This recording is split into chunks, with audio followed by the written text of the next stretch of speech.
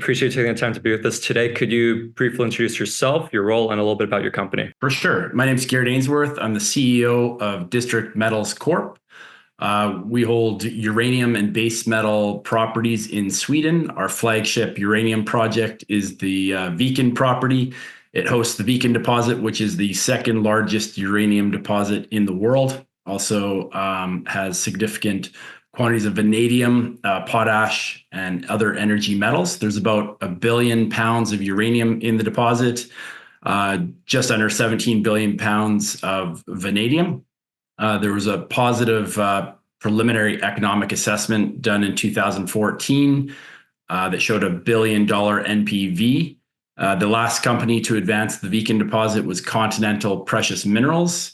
And in the last uranium cycle, they reached a market capitalization of 330 million.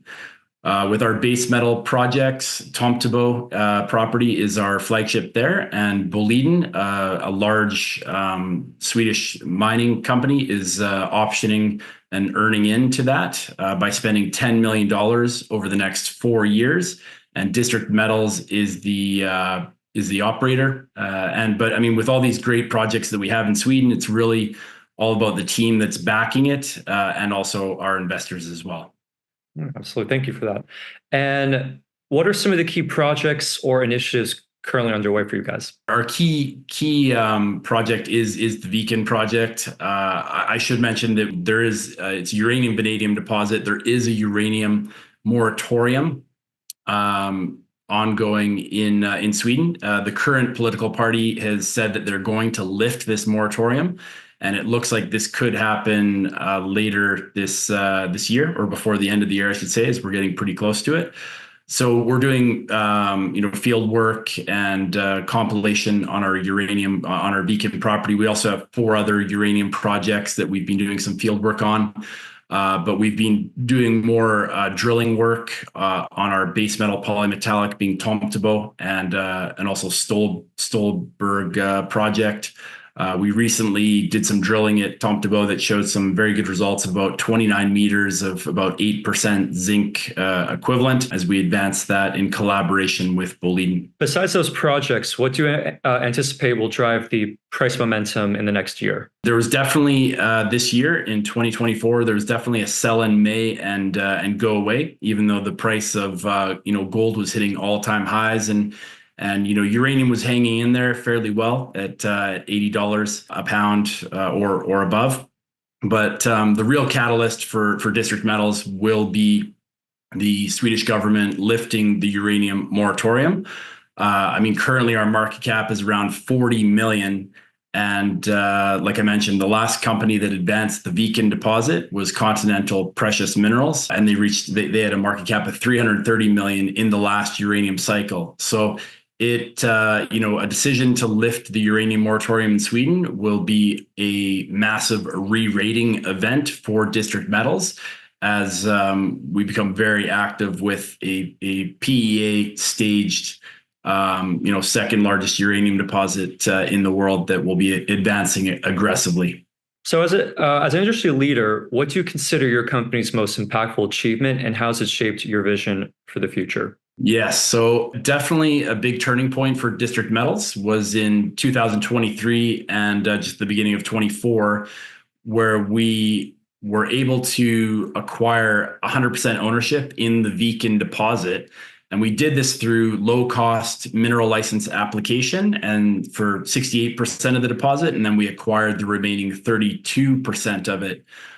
So once we got into that, it really changed the whole look of the company, because previously we were just a base metal polymetallic project with great projects, but they were not getting valued properly. So now we have 2 parts of the business with uranium and base metal. And I mean, what that's done is it's seen our share price go upwards of 10 times the levels that it was at in late 2022. So we went from 5 cents to 50 cents. We've come back down, in about the 30-cent range. So now is actually a really good buying opportunity for District Metals. And the way we see things going forward is we're focused on 5 uranium projects. in Sweden, and then 3 base metal polymetallic projects as well in Sweden.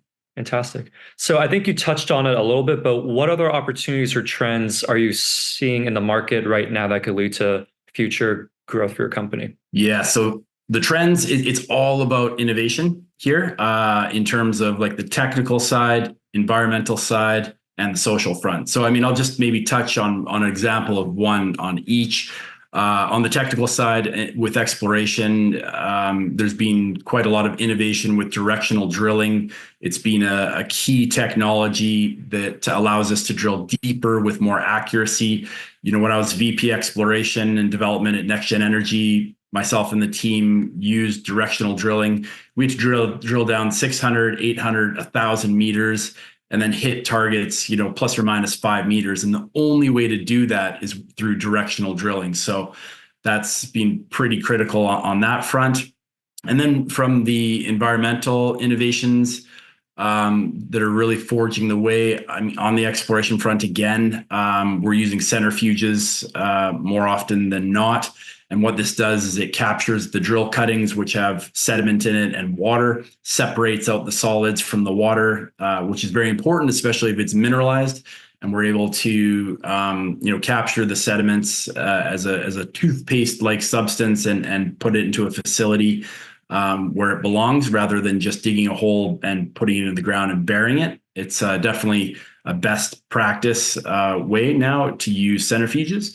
And then on the social front, I think there's a lot of innovation going on with being more creative with impact benefit agreements with the local communities to make sure that they're also sharing in the benefit of mining activities that are impacting their land that they've been on before, especially before the mining operations began.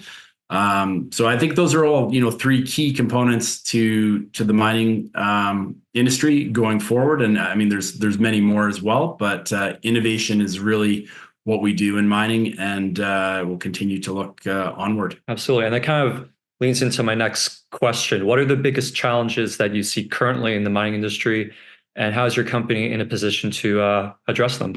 I'd say the biggest issue right now is the stock market. Companies are not getting valued properly that are junior and mid-tier. The major producers have definitely had an uptick in share price, but there are a lot of amazing junior companies. Maybe not a lot, but there's definitely quite a few junior and mid-tier companies that are not valued like they should be. And this makes it tough when they go to raise capital. So when you go to raise capital and your share price is down, then you're diluting more than more than you really should. So it's a bit of a tough situation. I'm seeing a lot of companies take on debt, and our approach to this is that when the markets are up and capital is available, we will definitely strategically go after it, especially if it's with the right shareholders. In our last financing, we brought in MMCap, Sachem Cove, and some other very important strategic investors. So we're very well financed at $4 million in the bank right now to ride through this rough patch. But the key thing is to have the right people within the company and also the right investors that also to help ride through the tough times. But I mean, the good times are always going to come. You just don't know exactly when.